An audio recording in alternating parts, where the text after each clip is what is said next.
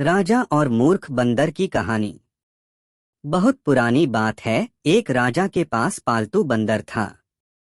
राजा उस बंदर पर बहुत विश्वास करता था, क्योंकि वह बंदर राजा का भक्त था।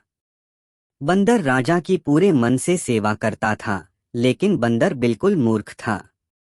उसे कोई भी काम ठीक से समझ नहीं आता था।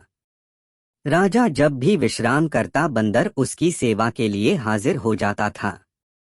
उसके लिए हाथ पंखा चलाता था। एक दिन की बात है, जब राजा सो रहा था और बंदर उसके लिए पंखा झल रहा था, तभी एक मक्खी भिन भिनाते हुए राज के ऊपर आकर बैठ जाती है। बंदर उस मक्खी को पंखे से बार बार भागने की कोशिश करता है, लेकिन मक्खी उड़कर कभी राजा की छाती पर, कभी सिर पर, तो कभी जांघ पर जाकर बैठ जाती थी। मूर्ख बंदर काफी समय तक ऐसे ही मक्खी को भागने की कोशिश करता रहा, लेकिन मक्खी वहां से जाने का नाम ही नहीं ले रही थी। यह देखकर बंदर को क्रोध आ जाता है और वह पंखा छोड़कर तलवार निकाल लेता है।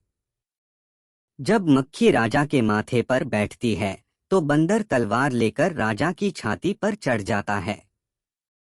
यह देखकर राजा काफी डर जाता है। फिर मक्खी माथे से उड़ जाती है, तो बंदर उसे मारने के लिए हवा में तलवार चलता है। इसके बाद मक्खी राजा के सिर पर जाकर बैठ जाती है, तो बंदर के तलवार से राजा के बाल कट जाते हैं, और जब मूंछ पर बैठती है, तो मूंछ कट जाती है। यह देख राजा कमरे से जान बचाकर भागता है, और बंदर तलवार लेकर उसके पीछे भागता है। इससे पूरे महल में उथल पुथल मच जाती है। कहानी से सीख। इस कहानी से यह सीख मिलती है कि किसी मूर्ख को ऐसा काम न सौंपे जो बाद में आपके लिए ही खतरा उत्पन्न कर दें। हमारी स्टोरी सुनने के लिए बहुत बहुत धन्यवाद।